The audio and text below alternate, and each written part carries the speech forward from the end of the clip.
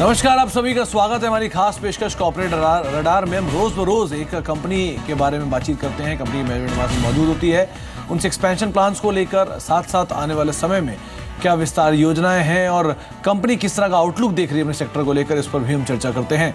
हमने अलग अलग सेक्टर, अलग अलग सेगमेंट्स के बारे में बातचीत की, अलग अलग पैरामीटर्स को मानक रख के हम उस पर भी चर्चा करते हैं।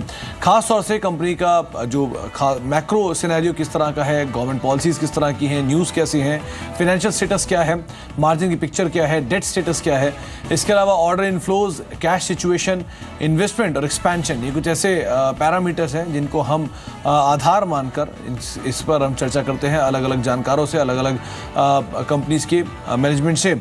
आज हमारे साथ न्यूक्लियर सॉफ्टवेयर के मैनेजमेंट मौजूद होगी mister Vishnu are Dusad, company के founder and CEO and MD जो है वो हमारे साथ मौजूद रहने वाले हैं। कुछ देर में उनसे भी चर्चा करेंगे, लेकिन इससे ठीक पहले एक बार मार्केट्स पर नजर डाल लेते हैं, क्योंकि बाजार में जो आज एक जोरदार तेजी देखने को मिली, निफ्टी और सेंसेक्स दोनों ही अपने नया ऑल टाइम हाई दोनों ने हिट किया और सेंसेक्स इनफैक्ट 30,000 के पार गया।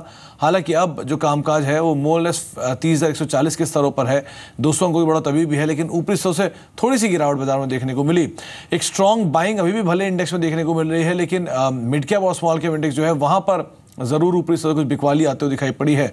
स्मॉल कैप इंडेक्स जो कि एक समय में करीब 1% के आसपास की बढ़त साथ कामकाज कर रहा था, वो अब फ्लैट या फिर फ्लैट टू नेगेटिव बायस के साथ कामकाज कर रहा है।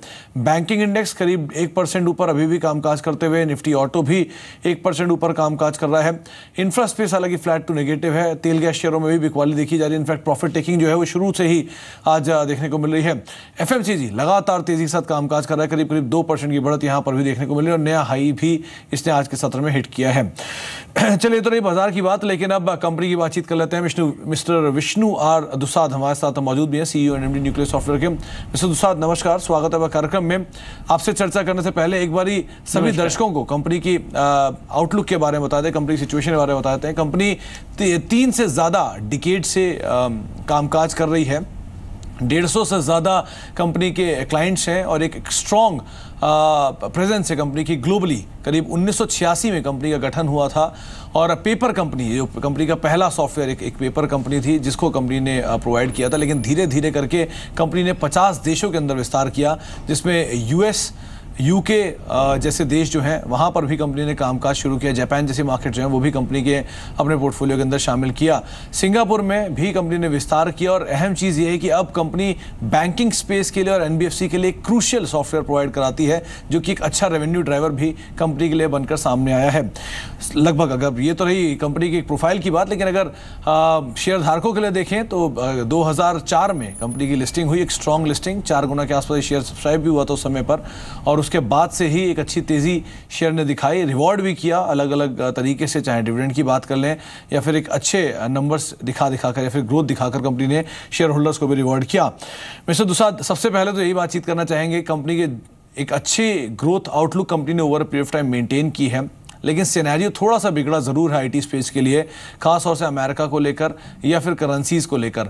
अभी कंपनी की सिचुएशन किस तरह की है और क्या बाकी कंपनियों की तरह, जैसे कि पूरे सेक्टर में बाकी कंपनियां अपने आउटलुक को रिवाइज कर रही हैं डाउनवर्ड साइड पे, क्या कंपनी ऐसा कुछ देख रही है आने वाले समय के लिए? धन्यवाद। जिस तरह से आपने हमारे कंपनी के बारे में बताया, इसमें एक चीज़ मैं और बहुत ही महत्वपूर्ण है जो ऐड करना चाहूँगा, और वो इसलिए भी कि आपने मेरे को कंपेयर करने के लिए कहा है इंडस्ट्री से, तो उस मैं जो ऐड करूँगा उसका फिर मतलब आपको समझ में आएगा। देखिए, हमारी जो इंडस्ट्री है अपनी भारत की सॉफ्टवेयर इंडस्ट्री, ये 2 भागों में है। एक भाग है सॉफ्टवेयर सर्विसेज और दूसरा भाग है सॉफ्टवेयर प्रोडक्ट्स। 95% हमारी जो इंडस्ट्री है वो सॉफ्टवेयर सर्विसेज की इंडस्ट्री है, और 5%, 5-6-7% अब सॉफ्टवेयर प्रोडक्ट्स की इंडस्ट्री बन रही है। इन दोनों में अंतर एक मिनट के लिए हम समझ लेते हैं। सॉफ्टवेयर सर्विसेज जो होती हैं वो इसेंशियली कस्टमर के कहने पर, कस्टमर को जैसे चाहिए, क्लाइंट को जैसे चाहिए उस तरह का आप सॉफ्टवेयर डेवलप करके देते हैं या मेंटेन करते हैं। जबकि सॉफ्टवेयर प्रोडक्ट में आप अपनी ओर से विजुअलाइज करते हैं, सोचते हैं कि कस्टमर को किस तरह की फंक्शनैलिटी चाहिए होगी, और उसके बेसिस पर वो आप पहले बनाते हैं, पहले इन्वेस्ट करते हैं और फिर जाकर ग्राहक के पास जाकर बेचते हैं। तो ये होती है प्रोडक्ट इंडस्ट्री, और इसका बड़ा ही महत्व रहता है किसी भी बिजनेस के लिए। स्पेशली एंटरप्राइज सॉफ्टवेयर प्रोडक्ट जब हम कहते हैं तो उसका बहुत ही महत्व होता है, क्योंकि जो जिस एंटरप्राइज को आप बेचते हैं उसका सारा बिजनेस आपके प्रोडक्ट के अराउंड बनता है। तो उस तरह से हमारी कंपनी ने, आपने बिल्कुल सही बताया, शुरू में हमने एक पेपर कंपनी के लिए काम किया था, उसके बाद हमने बैंक के लिए काम शुरू किया 86 में, और फिर 96 में हमने अपना प्रोडक्ट का काम शुरू किया, और 96 से आज तक 21 साल हो गए हैं। इस दौरान हमने लेंडिंग के लिए और ट्रांजैक्शन बैंकिंग के लिए, मतलब कर्ज देने के लिए जो ऑटो लोन होता है या मॉर्गेज के लिए मॉर्गेज वाला लोन होता है, उस तरह के लोन्स के लिए हमने सॉफ्टवेयर बनाया है। और ये सॉफ्टवेयर आपने जैसे बिल्कुल सही बताया कि 150 बड़े बड़े कस्टमर्स उसको इस्तेमाल कर रहे हैं 50 से भी ज़्यादा देशों में। जापान से लेकर चिली, कोलंबिया तक जो मतलब लैटिन अमेरिका के देश हैं, वहाँ तक हमारा ये सॉफ्टवेयर बैंकों को और नॉन बैंक फाइनेंस कंपनीज को मदद करता है। तो उस तरह से हमारी, चूंकि अभी हमारा अमेरिका में बहुत ज़्यादा नहीं है और वैसे भी हमारा प्रोडक्ट है, तो ये जो अभी चेंजेस आ रहे हैं H1B वगैरह वाले, उसकी वजह से हमारी कंपनी पर कोई ऐसा इम्पैक्ट नहीं होता। हमारी कंपनी के ऊपर इम्पैक्ट इनफैक्ट पॉजिटिव तरीके से इस तरह से हो रहा है कि जो हमारी अपनी भारत की इकोनॉमी अब अर्थव्यवस्था आगे तरक्की कर रही है, उसमें प्रधानमंत्री जी ने सबके लिए घर 2022 तक की बात की है, और नॉन बैंक फाइनेंस कंपनीज खुल रही हैं या हाउसिंग फाइनेंस कंपनीज खुल रही हैं, उनके लिए हमारा सॉफ्टवेयर बहुत ही कारगर साबित होता है। और इसलिए हमें उस तरह से कोई अभी इम्पैक्ट नहीं है, किसी तरह का निगेटिव इम्पैक्ट नहीं है। सर एक चीज़ और, क्योंकि इंडस्ट्री के डायनामिक्स में एक मेजर चेंज हो रहा है, डायनामिक्स चेंज हो रहे हैं ऑटोमेशन को लेकर या फिर क्लाउड को लेकर, जो अब एजेंसीज हैं, फिर सर्विसेज हैं, वो कामकाज कर रही हैं। ये क्या कंपनी के लिए कितना एक अपॉर्चुनिटी का एरिया है जिस पे कंपनी कामकाज करेगी? क्या डायनामिक्स बदलने से कंपनी को नए प्रोडक्ट्स प्रोवाइड कराने होंगे, नए तरह की डिमांड आ रही है, एक अच्छे मार्जिन प्रोडक्ट्स हैं, किस तरह से डायनामिक्स कंपनी के लिए फेवरेबल है या फिर अनफेवरेबल है? ये बहुत ही अच्छा सवाल पूछा आपने। मैं पहले क्लाउड की बात करता हूँ, फिर ऑटोमेशन की बात करता हूँ।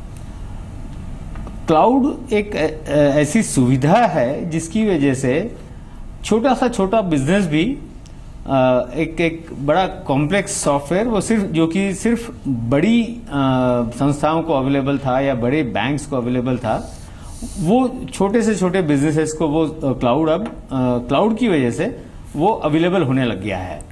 इसमें क्या होता है कि हमारे जैसे सॉफ्टवेयर डेवलपर्स, प्रोडक्ट डेवलपर्स जो पहले सिर्फ सॉफ्टवेयर बनाते थे, वो अपना सॉफ्टवेयर डेटा सेंटर में लगाकर लोगों को एक्सेस करने देते हैं। लोगों को मतलब अगर 2 ही यूज़र्स हैं, 5 ही यूज़र्स हैं, 7 या 10 यूज़र्स भी हैं, तब भी वो हमारे सॉफ्टवेयर का जो शक्ति है, जो पावर है, उसका इस्तेमाल कर सकते हैं अपना बिजनेस चलाने के लिए।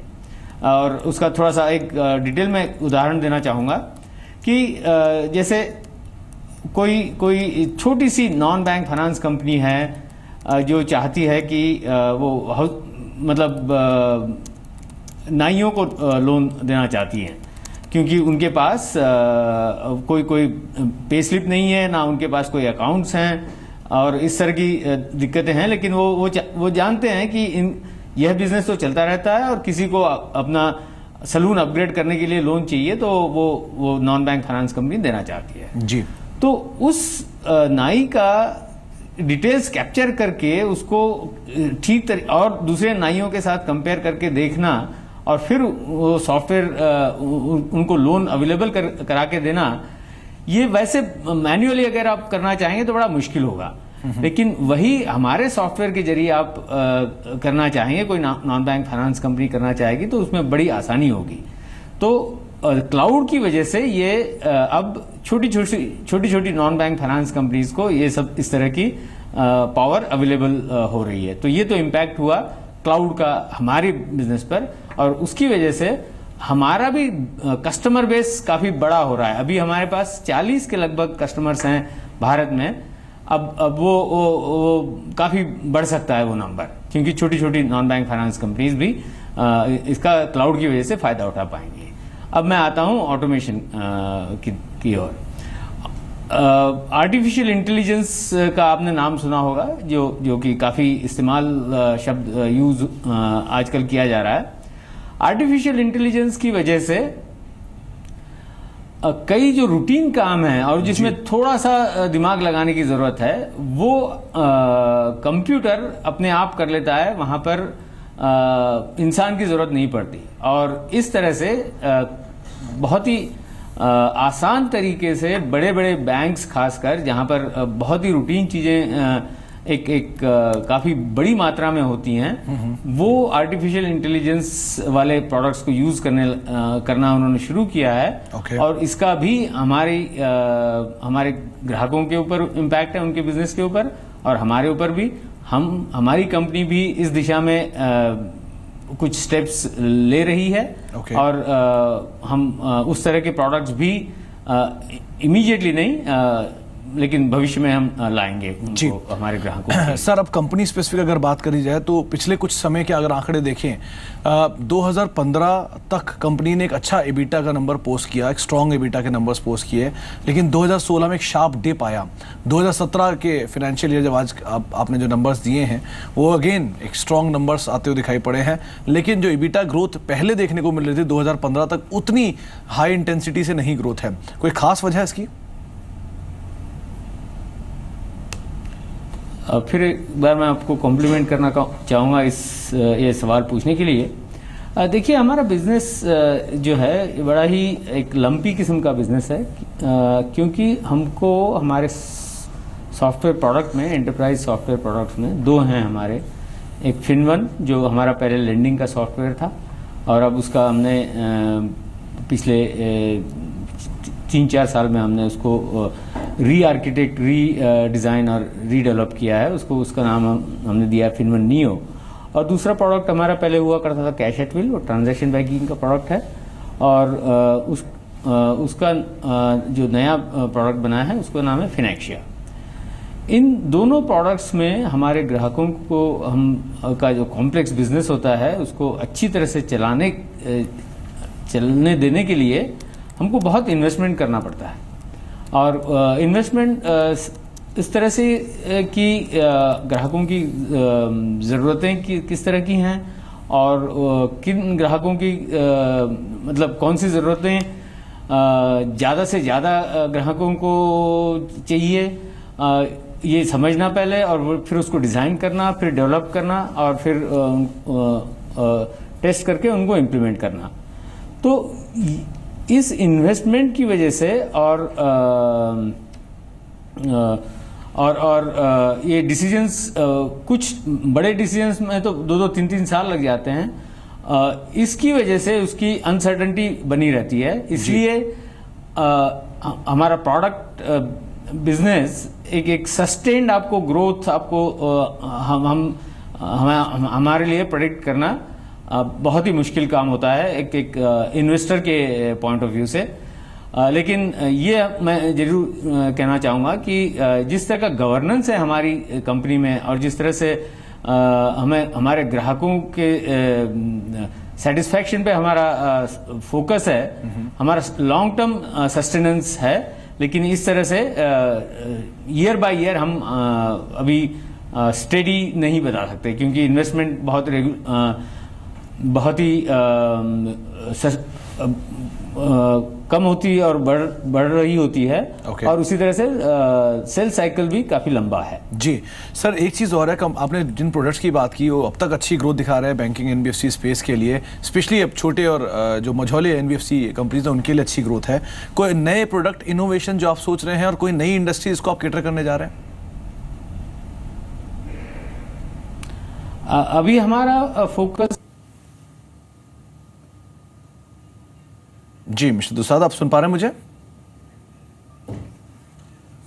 चलिए उनसे दोबारा संपर्क साधने की कोशिश करेंगे, लेकिन अब तक जो बातें की उसके हिसाब से अगर देखें तो उन्होंने ये बात साफ कर दी कि कंपनी का प्रोडक्ट पे इन्वेस्टमेंट इतना है और जिस तरह की उसकी डिमांड है उस डिमांड के अकॉर्डिंग जो नंबर तो थोड़े वोलेटाइल होते हुए दिखाई पड़ते हैं। हालांकि जैसे जैसे डिमांड इंप्रूव हो रही है और जैसे जैसे इकोनॉमिक सिनेरियो इंप्रूव हो रहा है, स्पेशली इंडियन बैंकिंग और एनबीएफसी स्पेस का, वैसे वैसे इन दोनों प्रोडक्ट्स की जो डिमांड है वो बढ़ेगी और दोबारा उसी इंटेंसिटी के साथ यहाँ पे मार्जिन आते हुए दिखाई पड़ेंगे।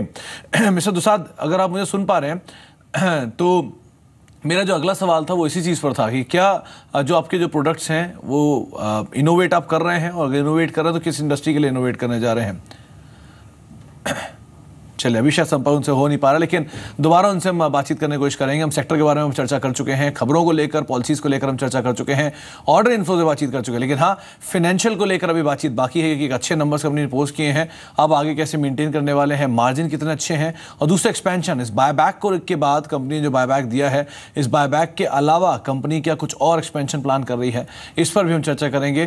कैश सिचुएशन कंपनी की साउंड है, डेट ऑलमोस्ट डेट फ्री है, और इन्वेस्टमेंट का स्टेटस भी कंपनी काफ़ी साउंड है। इनफैक्ट कंपनी के बोर्ड में कई बड़े नाम शामिल हैं, जिसमें पृथ्वी हल्दिया से जो बड़े नाम हैं वो भी कंपनी के जो ऑडिट कमेटी है उसके अंदर शामिल हैं। तो ऐसे कई बड़े नाम भी कंपनी के साथ एसोसिएटेड हैं, तो ये भी एक अहम चीज़ है। लेकिन सबसे क्रूशल चीज़ अगर आप देखें इस पूरी कंपनी के हिसाब से तो वैल्यू वाइज, अभी पीयर कंपैरिजन की जो एक ग्राफिक्स चल रहे थे उसमें अगर आप देखें तो वैल्यू वाइज न्यूक्लियस सॉफ्टवेयर जो है वो बाकी पीयर से कंपैरिजन में फिर भी साउंड दिखाई पड़ता है। अब देखिए न्यूक्लियस का जो पीई है वो करीब करीब 16 के मल्टीपल पे कामकाज कर रहा है, डिस्पाइट आज शेयर में एक स्ट्रॉन्ग रनअप देखने को मिला है 19 रुपए की ईपीएस पे, जबकि वक्रांगी हेक्सावेयर सी कंपनियों में इतना मूव नहीं है। केपीआईटी 2 इससे वैल्यूएशन वाइज सस्ता दिखाई पड़ रहा है, 9 के मल्टीपल पे कामकाज कर रहा है, लेकिन जो ग्रोथ और जिस स्ट्रक्चर में कंपनी है, जो कंपनी का कामकाज है उसके लिहाज से देखें तो न्यूक्लियस सॉफ्टवेयर की सिचुएशन जो है वो ज़्यादा बेटर प्लेस्ड दिखाई पड़ रही है। आगे भी हम इस पर जानकारों से बातचीत करते रहेंगे, लेकिन अदरवाइज जो एक रिटर्न वाइज देखें तो करीब करीब 52% के आसपास का रिटर्न न्यूक्लियस सॉफ्टवेयर ने डिलीवर किया है। पिछले करीब करीब एक साल के दौरान 10% के आसपास की बढ़त आज भी देखने को मिल रही है। 315 के स्तरों पर शेयर कामकाज कर रहा है। एक जोरदार मूव आज के सत्र में न्यूक्लियस सॉफ्टवेयर में देखने को मिल रहा है। चलिए अब कुछ जानकारों से भी बातचीत कर लेते हैं। जैसे कि हम बात करते हैं कि वैल्यू वाइज शेयर थोड़ा बेटर दिखाई पड़ रहा है। विकास सेठी भी हमारे साथ मौजूद है। विकास, मार्केट में एक अच्छा मूव है एटलीस्ट आज न्यूक्लियस सॉफ्टवेयर के अंदर। अभी हम कंपनी के मैनेजमेंट से बातचीत कर रहे थे एक्सपेंशन प्लान्स को लेकर, आप कैसे देख रहे हैं शेयर को? देखिए सुमित, जो मिड कैप आईटी स्पेस में एक बहुत ही अच्छी कंपनी है, और खास करके जब से डिमोनेटाइजेशन के बाद जो डिजिटाइजेशन की मुहिम चली है तो उसका एक मेजर बेनिफिशियरी इस कंपनी को भी माना जा रहा है। और जो नतीजे है इस क्वार्टर के बेहद ही शानदार थे। जो कल नतीजे डिक्लेयर किए कंपनी ने, वहाँ आप अगर क्वार्टर ऑन क्वार्टर देखो तो प्रॉफिट्स में करीबन 40% की बढ़त दर्ज की है। तो उसका एक पॉजिटिव इम्पैक्ट हम आज देख रहे हैं, और साथ में एक सरप्राइज बाईबैक भी था। खैर बाईबैक तो अभी 350 के प्राइस पे है, तो अभी के भाव से बहुत ज्यादा चार्म नहीं रहता बाईबैक का, बट डेफिनेटली एक अच्छा स्टॉक है। बट चूंकि स्टॉक में ऑलरेडी एक बहुत अच्छा रनअप पिछले 2 ट्रेडिंग सेशंस में आ चुका है, तो मेरी राय रहेगी निवेशकों के लिए कि जिन्होंने ऑलरेडी लिया हुआ है वो तो बिल्कुल बने रह सकते हैं। बाकी अगर फ्रेश खरीदारी करनी है और आपका लंबी अवधि का नजरिया है तो गिरावट पे खरीदारी करें। आप क्या टारगेट देख रहे हैं विकास में? या मुझे लगता है in the next 1 year we could see levels of 400 rupees on the stock. चलिए बहुत बहुत शुक्रिया विकास अपना समय हमें देने के लिए और शेयर बातचीत करने के लिए। करीब 400 रुपये या फिर 400 प्लस तक की चाल भी शेयर में देखने को मिल सकती है। 350 का तो बायबैक प्राइस ही है, अगर उसको भी आप डिस्काउंट करके चलें और उसके आधार पर भी देखें तो शेयर में एक अच्छी तेज़ी रह सकती है, ऐसा विकास सेठी का मानना है। कुछ और तेज़ी न्यूक्लियस सॉफ्टवेयर के शेयर में आते हुए दिखाई पड़ सकती है। चलिए हमारे साथ मिस्टर दुसाद फिर से मौजूद है। सर, आपसे हम बातचीत कर रहे थे प्रोडक्ट के इनोवेशन को लेकर। आप नए इनोवेटेड प्रोडक्ट्स के बारे में बताए थे जो कि नए सेक्टर्स के लिए होंगे। कौन से वो प्रोडक्ट्स होंगे या किस सेक्टर को कैटर करेंगे? ये लास्ट पार्ट अब रिपीट करेंगे प्लीज, थोड़ा सर। किन सेक्टर्स को लेकर और कौन कौन से नए प्रोडक्ट्स जिस पे कंपनी कामकाज कर रही है?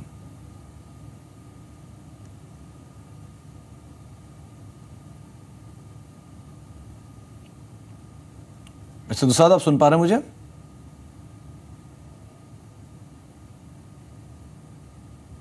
चलिए शायद दोबारा संपर्क टूट गया है लेकिन न्यूक्लियर सॉफ्टवेयर पे अदरवाइज एक बार रादर मार्केट पर नजर डालिए। एकाएक बाजार में बिकवाली बढ़ी है, 40 अंक निफ्टी ऊपरी इस तरह से टूट चुका है और करीब करीब 29 अंकों की बढ़त अब देखने को मिल रही है, 29 अंकों की तेजी देखने को मिल रही है। स्पेशली जो डैमेज आया है वो मिड कैप इंडेक्स में एक स्ट्रॉन्ग डैमेज है, करीब आधा % नीचे आ चुका है mid cap index. Small cap index भी आधा फीसदी नीचे कामकाज कर रहा है। एक बार नजर डाले अदानी इंटरप्राइजेस के चार्ट पे, करीब करीब 15% नीचे अदानी इंटरप्राइजेस का शेयर आ चुका है और सडन फॉल 6% के आसपास का इसमें अभी अभी आया है।